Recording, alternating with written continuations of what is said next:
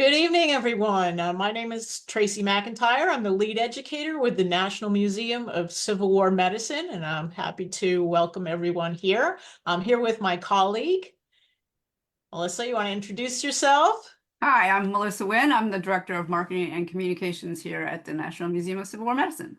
Excellent. We are very pleased this evening to welcome Brian C. Miller, the author of this amazing book that we just both finished reading, and that is Empty Sleeves, Amputation in the Civil War South.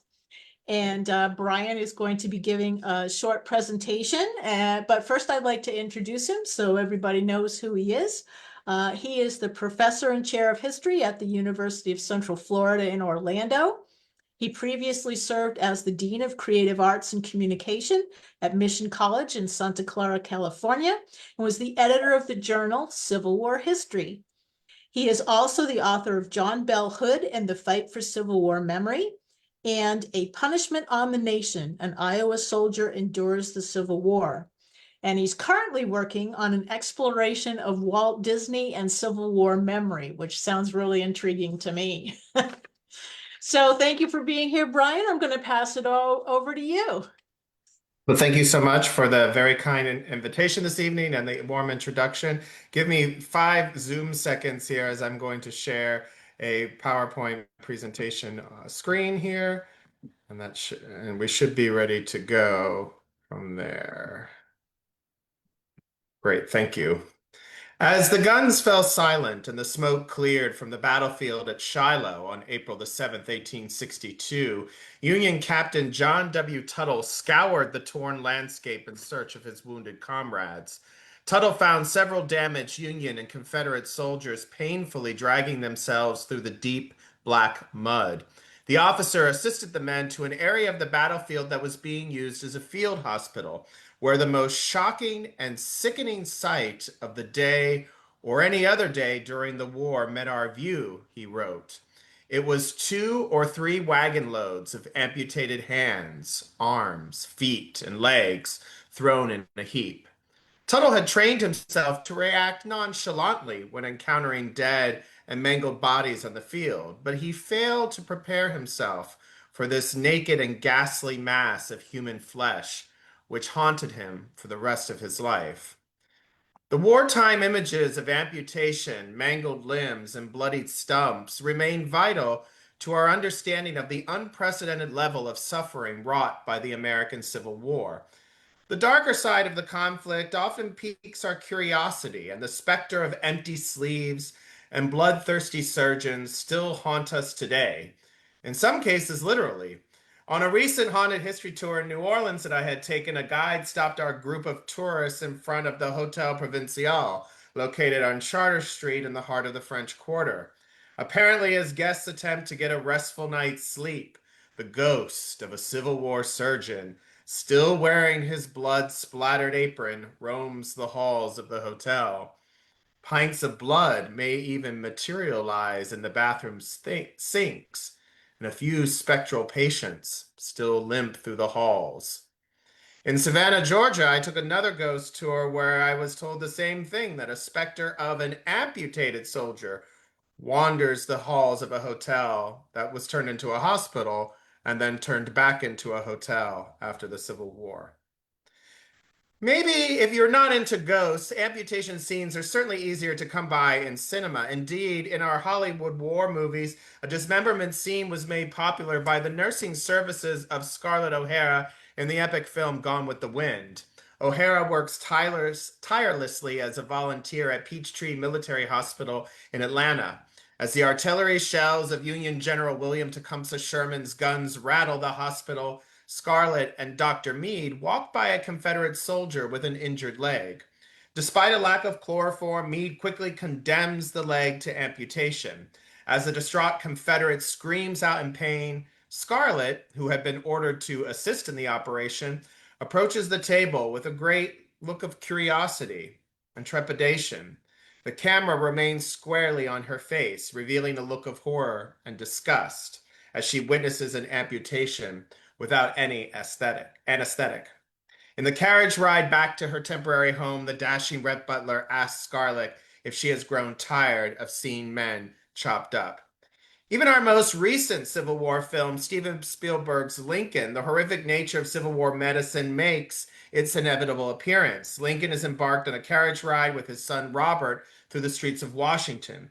As father and son debate Robert's desire to enlist in the war effort, the carriage parks in front of a military hospital. Robert refuses to follow his father into the hospital as he knows that his father plans to use a hospital filled with Union amputees as a way to dissuade him from military service.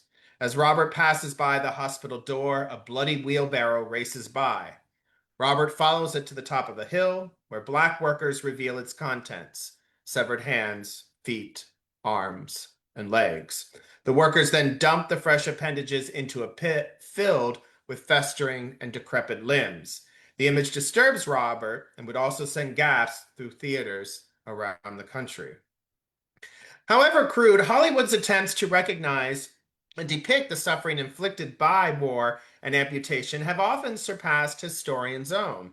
In some ways, historians have absorbed that popular cultural image of amputation to write in their grand narratives of the Civil War.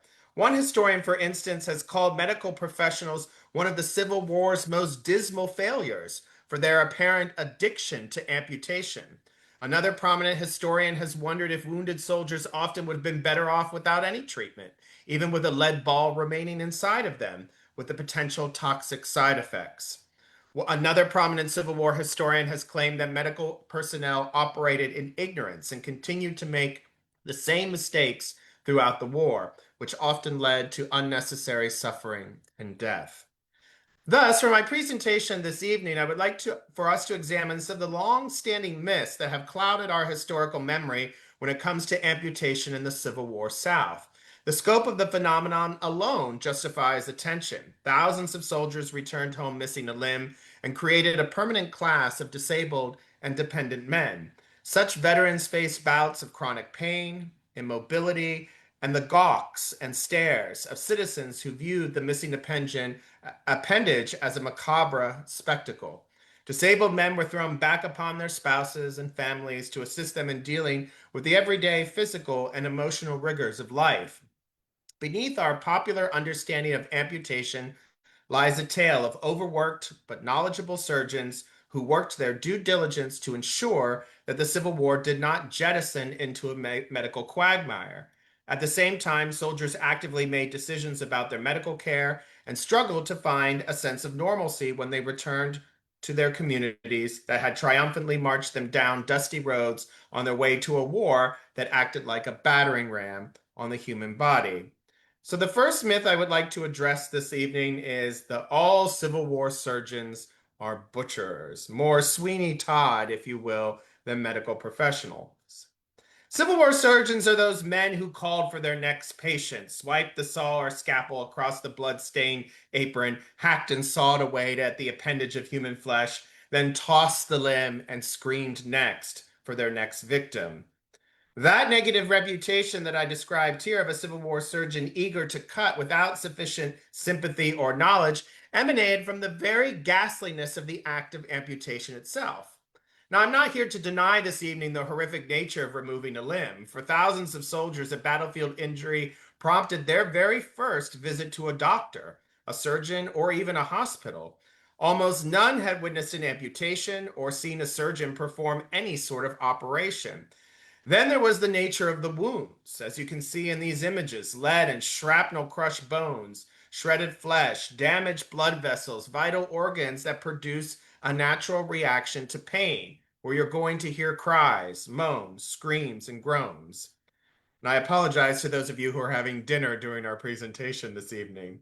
But without any prior exposure to such an environment, damaged soldiers quite naturally panicked and concluded that anyone who could do such things that would elicit that emotional response must be a monster. The process of amputation, we must remember, produced a high level of trauma, not just to a patient, but to other observers who were watching this and then recording it as well.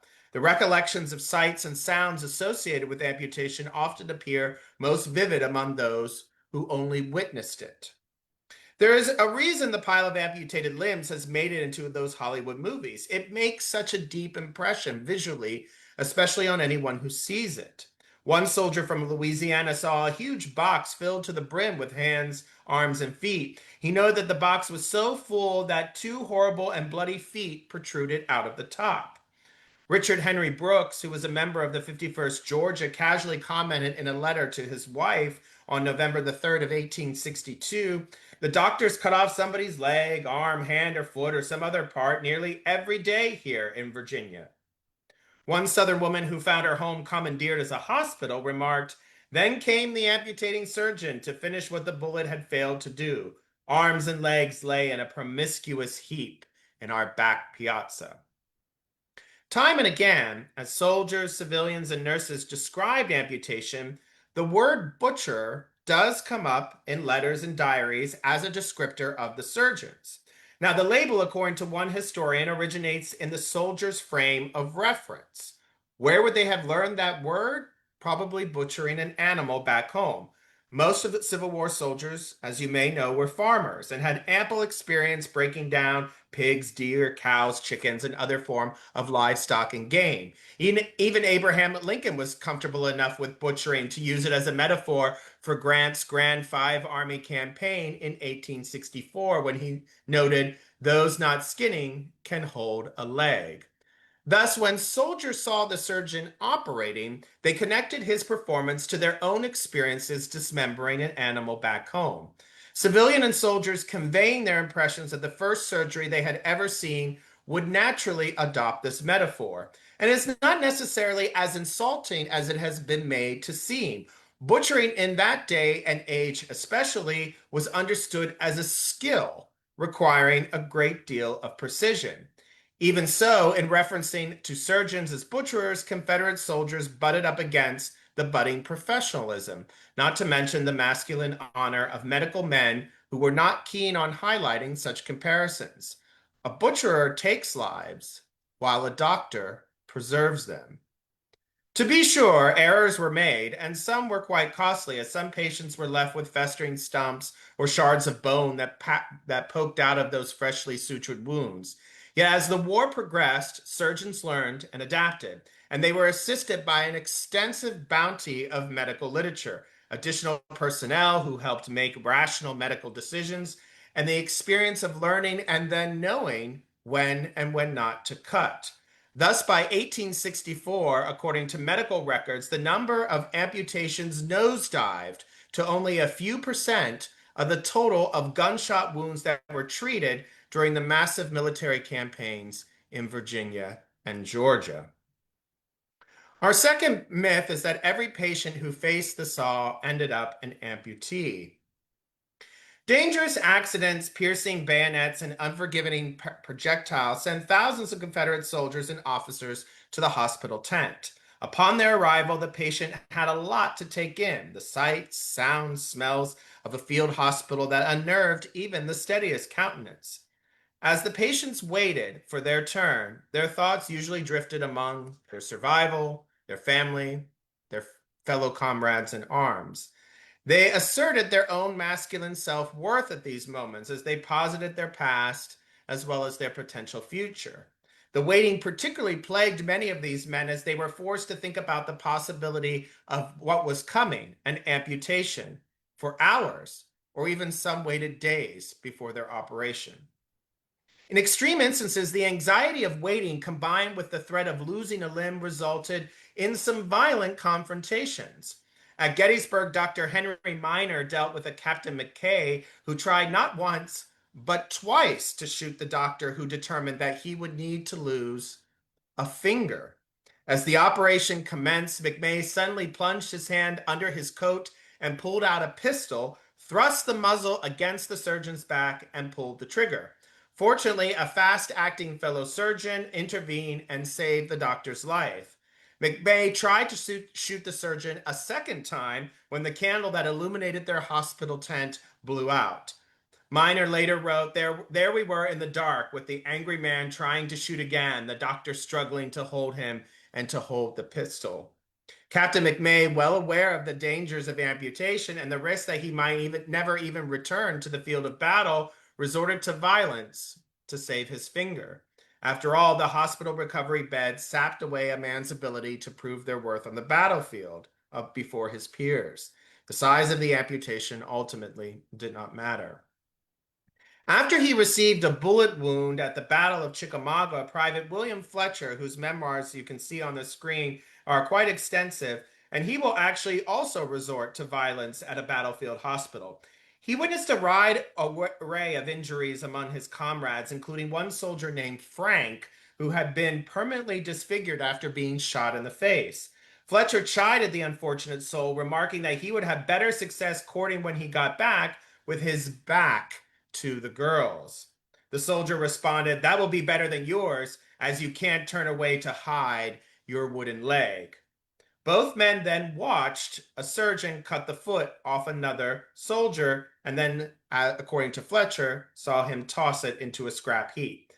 Evidently, what had been intended as a humorous interaction between these two men would actually get under Fletcher's skin, as the surgeon then approached him to investigate his wound.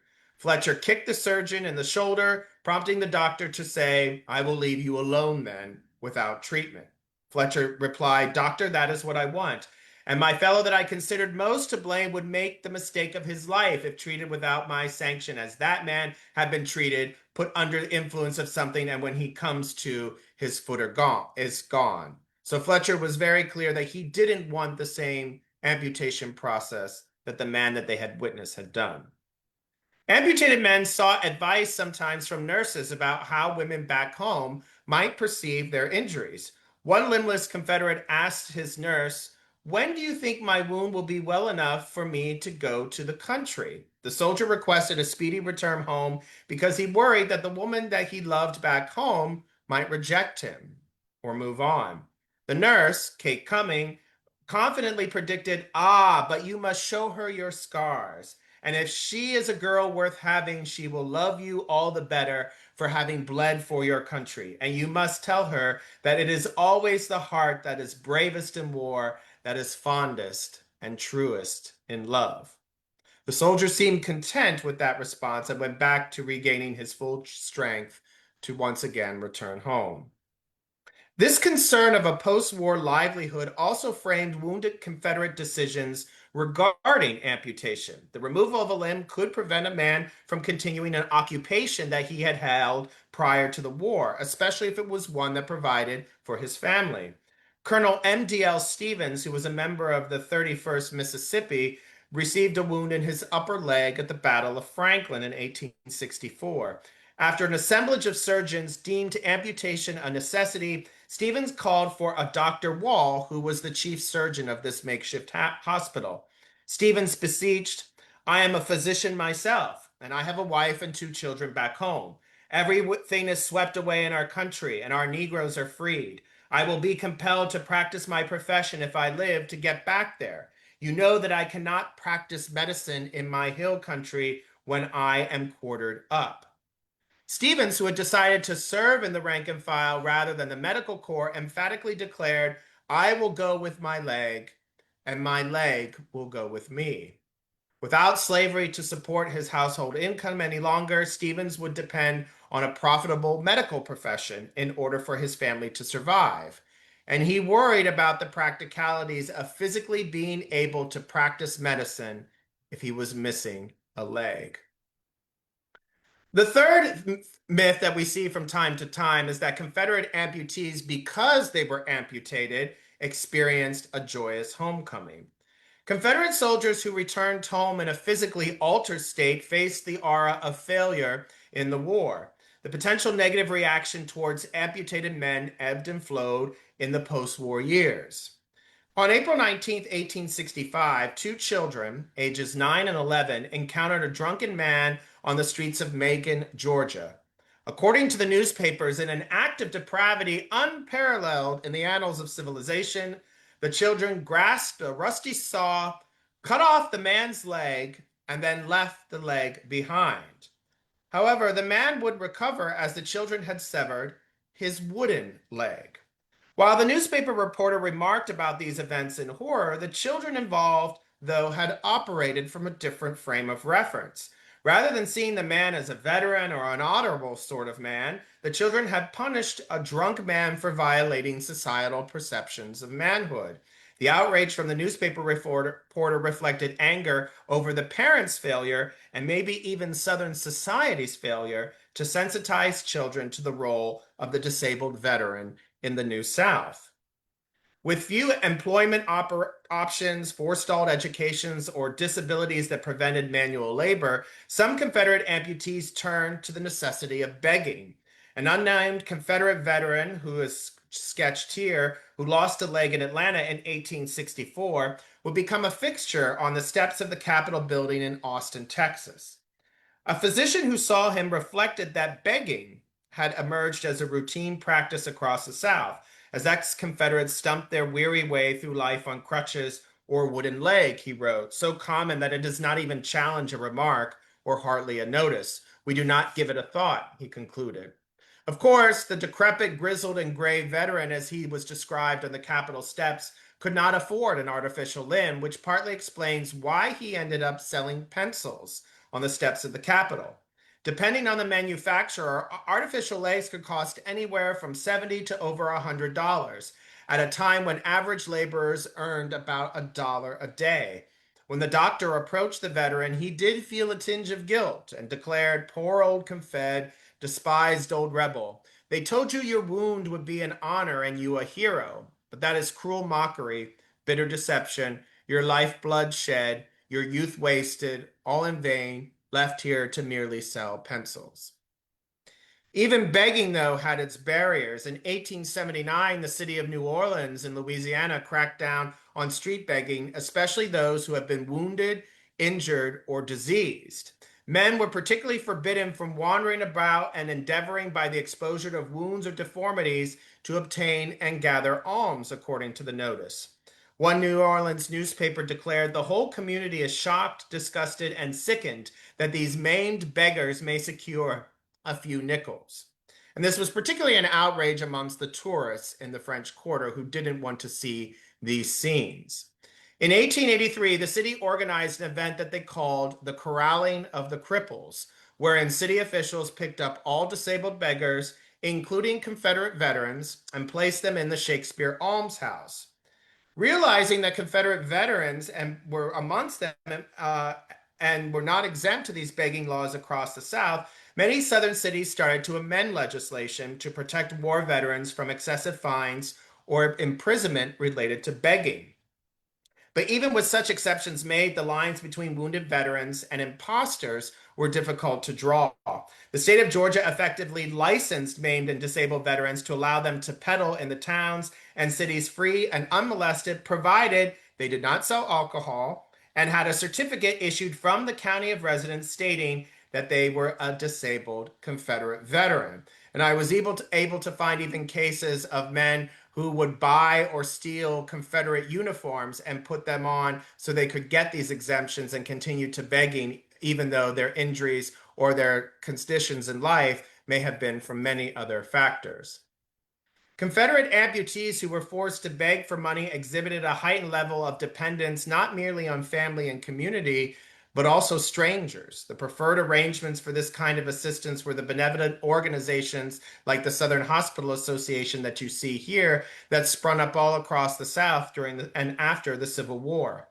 But asking for such help came at a price, as men decried admitting that they had failed to support themselves and had no one else to fall back on. A former Confederate noted, "The thought of having to go to a pauper's home is a horror and a dread to many of us old vets. To beg, we are ashamed. To accept the charity of friends in case we have them is humiliating." Some amputated men shuddered at the thought of having to spend their waning days on earth reliant on a charitable organization or a group of individuals who financially supported their very means of existence. Yet men have few options, especially when they face dire economic opportunities or lackadaisical state legislatures that did not quickly reach consensus on how best to support their veterans. The American Civil War produced an entire generation of wounded, disfigured, and disillusioned men, which I write about in the book that we're discussing this evening, who returned to a world that they no longer recognize. Many survived to lead meaningful lives, even as they coped with the new realities of emancipation, destruction, and defeat. But their sheer number and peculiar circumstances made them impossible for popular culture to ignore. Much has been written about American culture and how it adjusted to the sheer amount of death meted by the Civil War. But less has been written about those who did not quite die, who died in part, or returned to bear living witness through their ravaged bodies to the steep costs of war. Understanding the impact of the empty sleeve on all societies who find themselves ravaged by war allows us to follow in the words of Lincoln, who called upon us to bind up the nation's wounds, to care for him who shall have borne the battle and for his widow and his orphan, to do all which may achieve and cherish a just and lasting peace among ourselves and with all nations. So I'm going to stop sharing. Oh, fantastic presentation. Thank you. Thank you. Very interesting. Yes. Do we have any questions from the audience, Melissa? Yeah, we have a good group of people on. Thank you everybody for joining us. If you have questions for Brian, please drop them in the comments and we will try to get to as many of them as we can. We do have some questions already. I guess actually kind of combining them with one of Tracy's questions that she had as well, and I think a lot of people are probably interested to know is your book, of course, concentrates on Southern men, and of course, this was something that plagued Union men as well. Could you talk a little bit about, why you focused on Southern and the Confederate Army? I think part of it is this idea of the notion of Southern manhood and masculinity and how important that was to how Southerners define themselves in a patriarchal society where a family structure with a male head of household was very important to how young men and elder men define themselves, particularly white men in the American South. And so for me, that entire idea is then tested by the Civil War because you see a lot of writings at the start of the war of how this is going to be the ultimate test of manhood, that Southern men believed that they would be able to beat the Union armies very easily and come back home victorious to prove their worth to their peers and to the country. And when that didn't happen, and you then factor in at least probably because the Confederate records were destroyed, we don't know how many amputations took place during the war. We have a precise number of Union amputations, which is I think it's like 29,162 because of the bureaucratic records that the Union Army kept, but the South didn't. So we don't have a sense of knowledge of how these men had returned home. They came back to states dependent now in a society where they were supposed to have others dependent on themselves to now try to navigate a post-war world where they weren't getting financial benefits from the government. The Union officers and veterans and disabled Union soldiers got finances, pensions from the federal government, but the 14th Amendment barred those financial assistance modes for those in the South. So that particular question was why I decided to focus the book entirely on the South, particularly because the medical records are limited. So it took more of an exhaustive approach because I wanted to see if there were any uniform characteristics across the states, because it literally each state and the veterans who were residing in themselves who had undergone amputation or even hearing loss, loss of sight, or other bodily harm were literally left on their own or things eventually adopted for them themselves. And then this idea of defeat, I think, was really important for me to sort of look at a psychological lens of how you navigate that post-war period where you're not going to have people coming up to you on the street, congratulating you, thanking you for your military service and the great victory, but rather sort of looking at you with a little bit of disgust or despair, which is what I found many Confederate veterans who had been amputated were facing in the post-war period. Thank you for that question. Yeah, interesting. That kind of leads into some of the questions that we're receiving. One in particular talks about that myth that you had mentioned about this joyous homecoming and how Confederate veterans didn't really receive that. Do you think that some of the myth of that comes or from that lost cause narrative, and that it plays into that idea? Absolutely. Yeah. One of the things that I continued to look at was instances of homecomings, and some newspapers reported on them. A lot didn't. When trains would come back, or when the local regiment would actually come back to town after they had gone through the surrender process, there was very little feedback, that very little joyous homecoming. There was one case of a regiment coming back and just a few family members being at the train station, and some of them actually horrified to see others who were coming off the train in such a physically disabled state. And so I think as the lost cause narrative really builds itself, particularly with the development of the writings, the rewriting of history, but also with the formation of the United Confederate Veterans, which was by 1890 a veterans organization that any Confederate veteran could join, but to pay dues, of course. And they really became sort of a visionary mouthpiece, if you will, for the lost cause. Their original goal was to hold reunions, bring people together. But you think about who is not at those reunions, because you would have to travel a great distance, is that those who had undergone physical injuries during the war weren't able to travel. Some who had minor amputations did join, but for the most part, that whole class of veterans was absent from that lost cause sort of victory discussion that they were trying to sort of wrap within the organization itself. They weren't present at those reunions, and thus when the UCV is really saying, well, we're here to take care of widows and orphans and the disabled, what I have found in research for another project that I've been working on is really the UCV becomes so focused on assisting with dedications of monuments and rewriting history, and talking and forming the lost cause, which essentially leaves the injured veterans behind. And within that, even though you have this umbrella of a joyous celebration to frame and create monuments across the South of strong, physically able Southern soldiers, the thousands who were damaged by the war aren't part of that celebration and are left behind. Oh, wow, that's fascinating. I thought it was interesting. I remember reading about the United Daughters of the Confederacy and how they spent so much time and effort to erect monuments, but not to help the disabled Confederate veterans. I thought that really surprised me.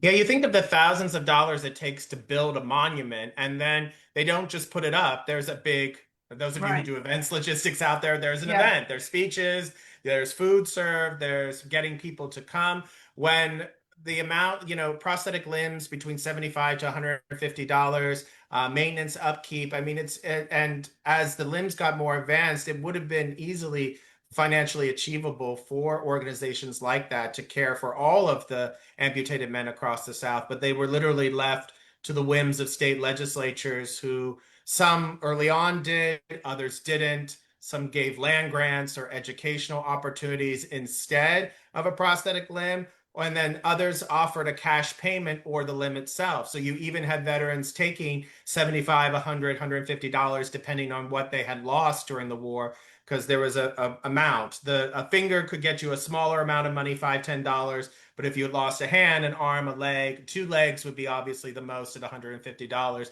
And even a lot of veterans took the cash payment just so they had something to live off of for a year or two in their communities. Yeah. We actually have somebody who has a question too about the systems that were set in place for Confederate veterans, and how they've, of course, differed from Union, the pension system. Could you talk a little bit about what benefits there were available for? But yeah, the United States had an overall pension system itself, and they had prosthetic limbs available. They also even gave away limbs at handwriting contests. My colleague Brian Matthew Jordan wrote a book about Union veterans returning home, and they would do these penmanship contests on the non-dominant arm. So if you lost your dominant arm in the war, you'd have to rewrite a document, and then whoever had the nicest penmanship would get an artificial limb or even a cash prize. That was not the case in the South. Only 7 of the Southern states actually had a prosthetic limb program.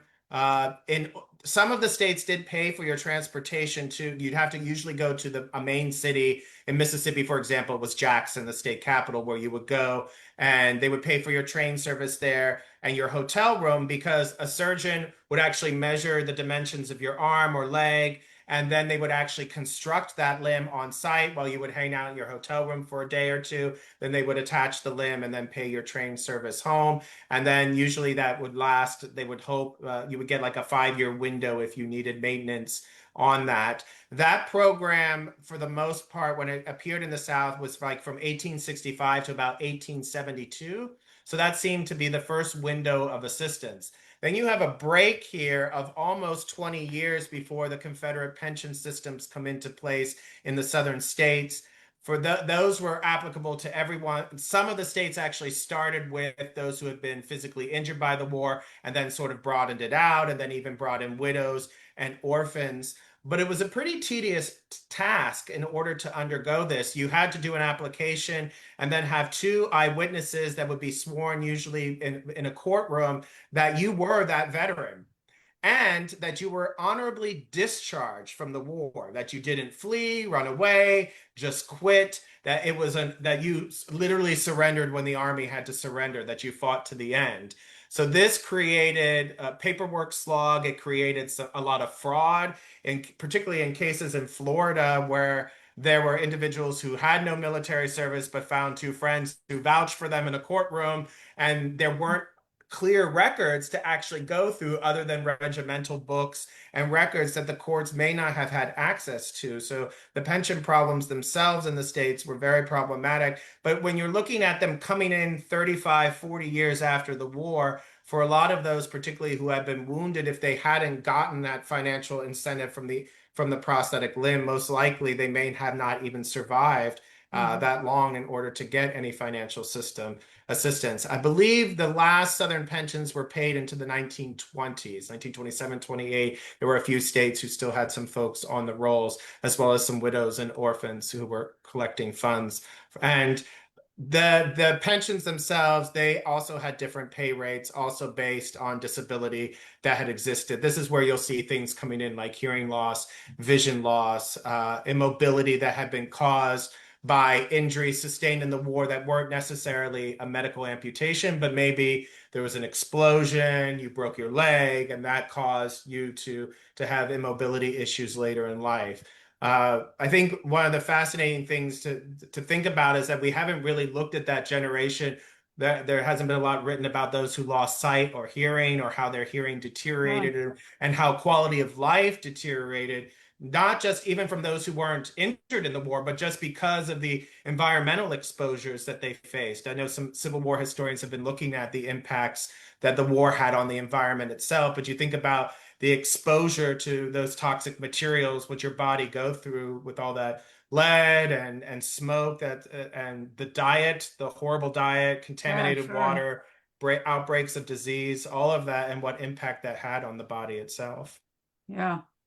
Imagine you had a lot of deaf artillerists. Yeah, absolutely. Yeah. We have a question and comment that also Southern women, it's well recorded that they paid a lot of money to have the dead reinterred as well. What do you think, what are your thoughts about how the Southern women or the Southern society maybe, cared for the memory of the dead soldier over the injured as well? Yeah, I think that's a fascinating sort of juxtaposition. You think about some battlefields where the mass graves were actually where the bodies were taken out, or even in cases where, if any of you have been to the Shiloh battlefield, there is a federal national cemetery. All the federal dead were dug up and put into the cemetery from the mass graves on the battlefield. But the Confederate dead, for the most part, are still on the Shiloh battlefield in 5 marked and probably maybe more unmarked graves. They're sort of marked with bricks and like half of cannonballs that sort of mark these mass burial trenches, where most of the bodies were thrown throughout the course of the war, until really you see that shift by 1863 with the establishment for the federal side of the Union cemeteries themselves. And then after the war, a lot of after battles, You think of like Gettysburg, where so many dead were interred in Gettysburg, and then several of them were dug up from the mass graves and then brought to Hollywood Cemetery, I believe it is, in Richmond, Virginia, Mhm. where most of the Confederate dead, and just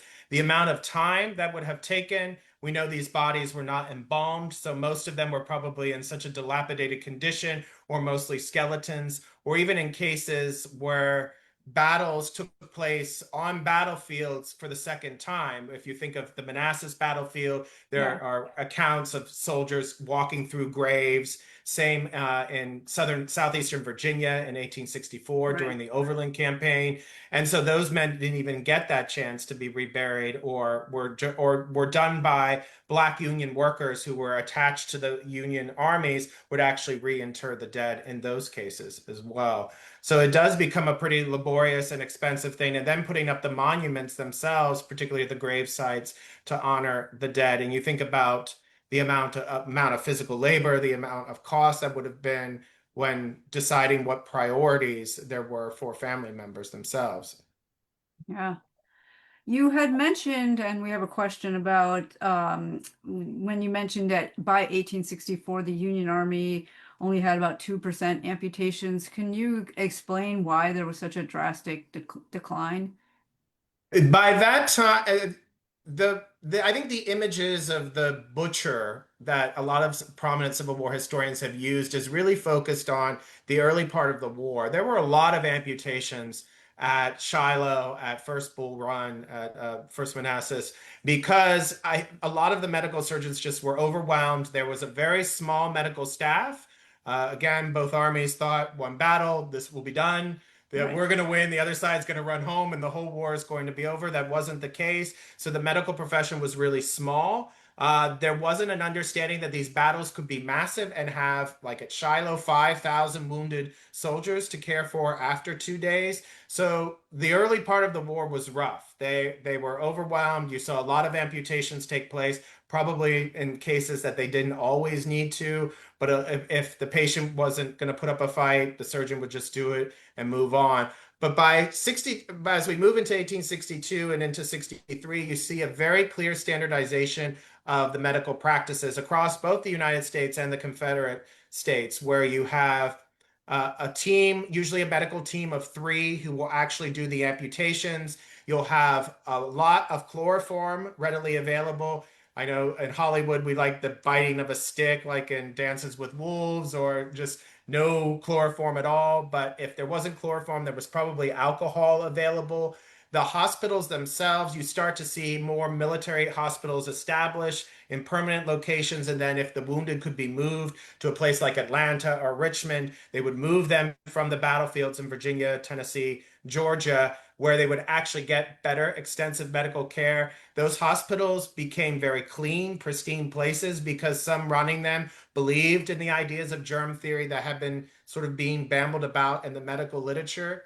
But I think most importantly is that in 61 and 62, those surgeons who had experienced that awful first year of the war wrote about it extensively in the medical journals that were published both in the North and the South, and were detailing, here's what we found, here's when to amputate, here's when not to amputate, here's how to do these different types of operations, how to do a resection where you just cut part of the bone that's damaged and sort of shorten the limb but save the limb itself. Here's how to prevent constant gangrene infections. And I think that medical literature combined with experience got to a point where you saw those medical records in hospitals. That percentage that I quoted there is from looking all at the medical records in the hospitals across Virginia and Georgia, which were the main places by that point in 64 of where the battlefield injuries were that would have required amputation. And it was at 2%. Most of those would come in with injuries. They were not amputated. The limb was saved. There were procedures done, setting the broken bone, or removing the shrapnel or the lead if it hadn't passed through, and then cleaning the wounds to prevent gangrene infections. So there was quite a bit of skill utilized by that point. These surgeons were pretty experienced then. They knew how to properly amputate if they needed to. And then all the things that needed to happen in the post-care period, clean dressings, good fresh air. They would really ventilate these hospitals so the air moved through so that they could actually save probably a lot more lives. And what I find fascinating is that is at the part of the war where we have the most casualties. 64 is the bloodiest year because of these massive military campaigns, so many dead from the overland campaigns, from the campaigns across Tennessee and Georgia, and yet the number of amputations is the smallest during the entire war. Yeah. Yeah, that's a really good point. Yeah. Yeah. And really does speak to the advancements that we talk a lot at the museum about the advancements, the innovation that comes out of, the need here. Mhm. We Yeah, have some more questions, and I guess maybe this kind of coincides too with sort of the organization of your book. You sort of talk in one chapter about surgeons, another chapter about patients, and another chapter about women. Could you talk a little bit more about how this impacted the women that these men came home to? Yeah, I was particularly interested in this idea of what a relationship is like, where it has a particular power dynamic before the war, and how now that power dynamic is turned upside down, Yeah, because now the injured Confederate veteran is now dependent on his wife or potential wife for medical care, for mobility, for livelihood, for just care of their body and care of the household itself. And so sort of walking through that definition of, well, when would women encounter amputees during this course of time? And so I started the chapter with an exploration of nurses, particularly those in hospitals who become in many ways the cheerleaders. As I mentioned tonight, Kate Cummings saying, no, no, no, go home, show your injuries. The women will fall in love with you. They'll just value that so much.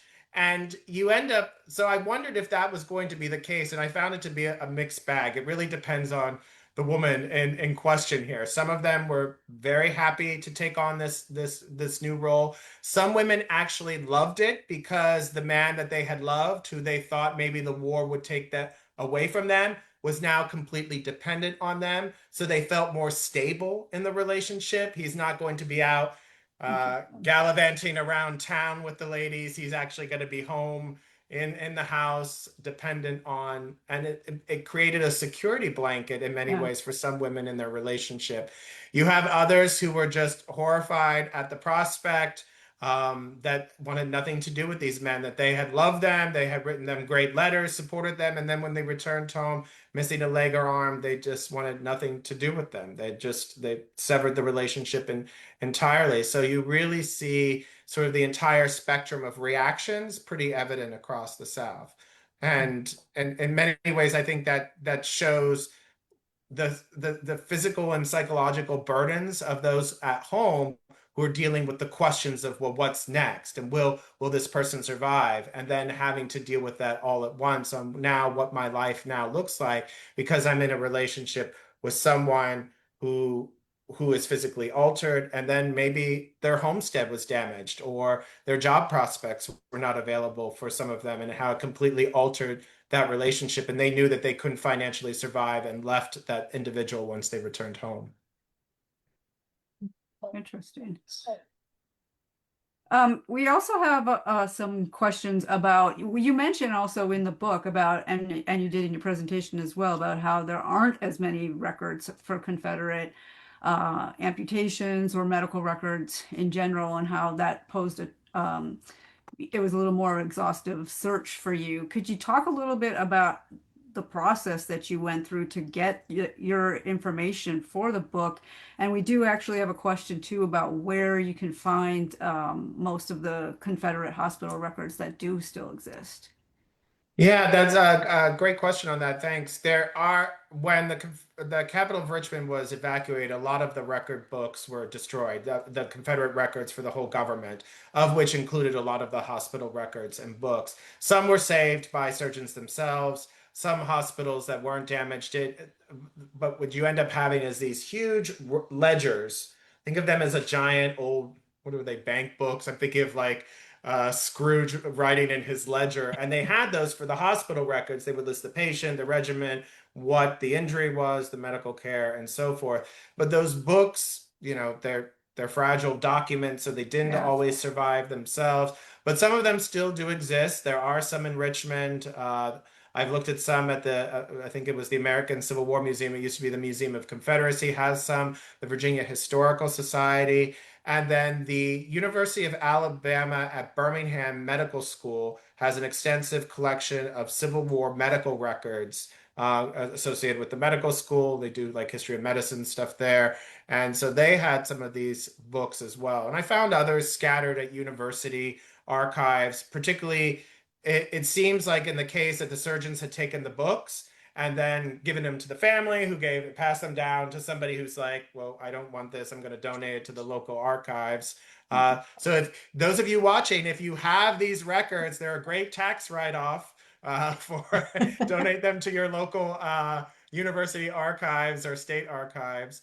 And for this project in particular, I went to all the state archives across all the southern states. So the state capitals went through their legislative records to look at how these states battled and dealt with the question of dependency and financing veterans.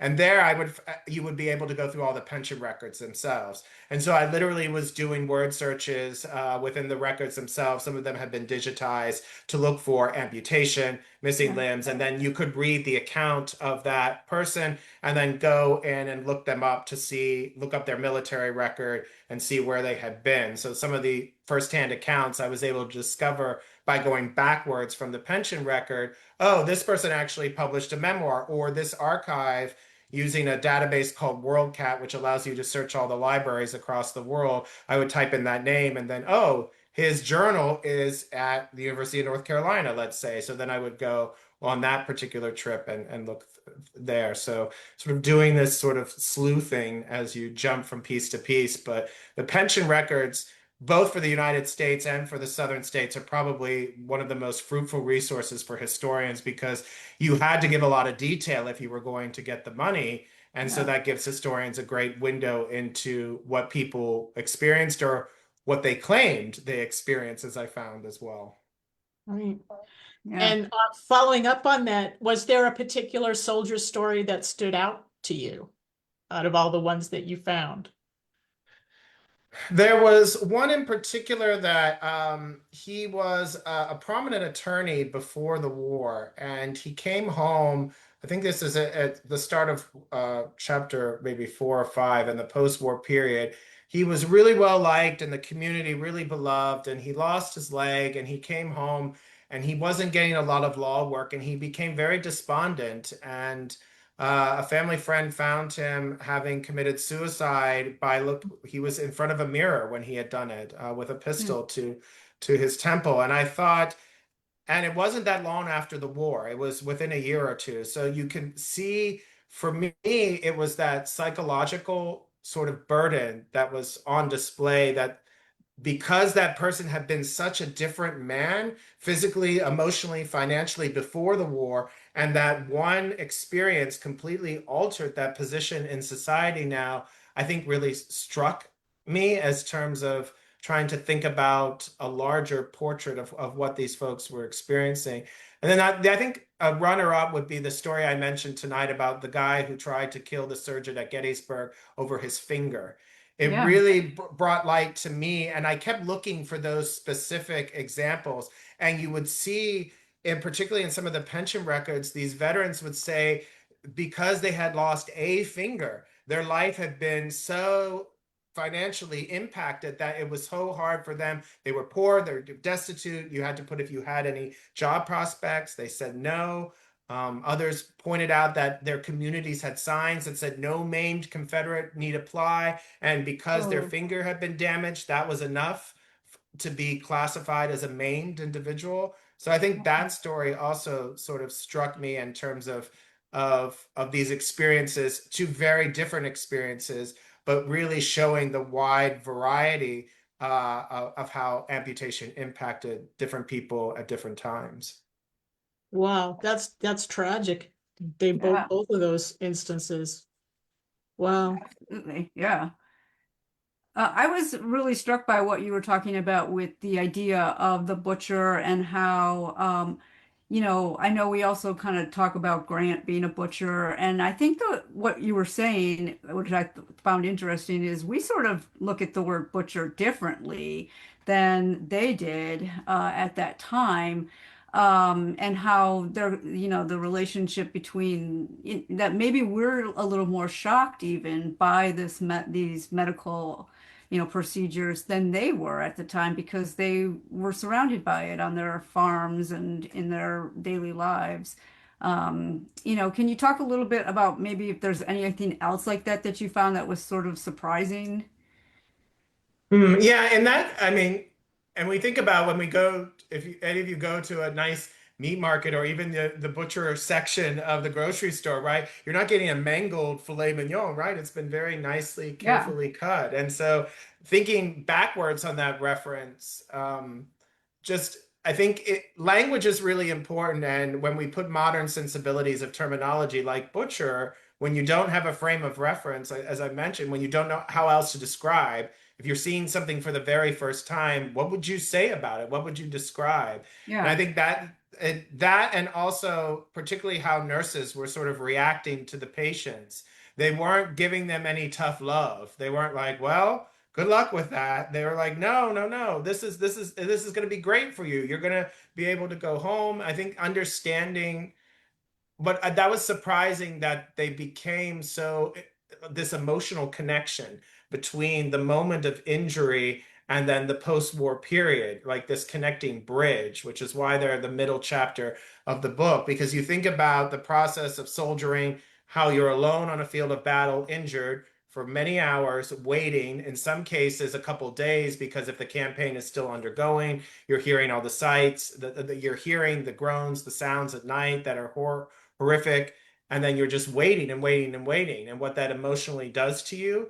And then looking at the particular language of what those veterans ended up talking about that particular period, a lot of them found it relaxing, cathartic, even that, but they went through their entire lives. They thought about their childhood, they thought about the wrongs they had done, they thought about the people at home. They had their if then moment or sliding doors. Those of you who know those movies and stories of what if I could go back and change this one thing. And many of them actually went through that mental exercise to the point where they were accepting their medical fate by the time they came to the hospital tent, thinking that they may not survive this. And a lot of them would write, those who had survived, they would write that they were emotionally prepared for death or even really bad news. And when it was or wasn't, it was that nurse who came in and really helped put that emotion, those emotional pieces back together so that there was a different than reality for them because of what they were prepared for. And I think those accounts were very, very surprising. Not what I was expecting, particularly when we look at a lot of literature on nursing. It's really sort of medically driven on what a nurse does and their role in the hospital and the organization, and so forth, rather than the importance of that emotional connection that these men were having with that particular woman during their care. interesting. We're almost at the hour, but I thought maybe Tracy had a question about how you got the idea for the book, and I thought maybe that would be a good way to actually wrap it up because it is such a fascinating subject. Again, I think we were talking a little bit ahead of time that at the museum we talk so much about the medical aspect of amputation, but not really the psychological or the social aspects.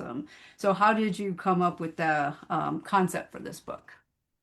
When I was 12, my family was the Civil War battlefield family vacation family. When the Jersey Shore was closed due to medical waste washing up on the shores, we hit the battlefield. So we went, when I was 12, we went to, I think it was Chickamauga, and they had this video where they talked about John Bell Hood, who had lost his leg at the battle.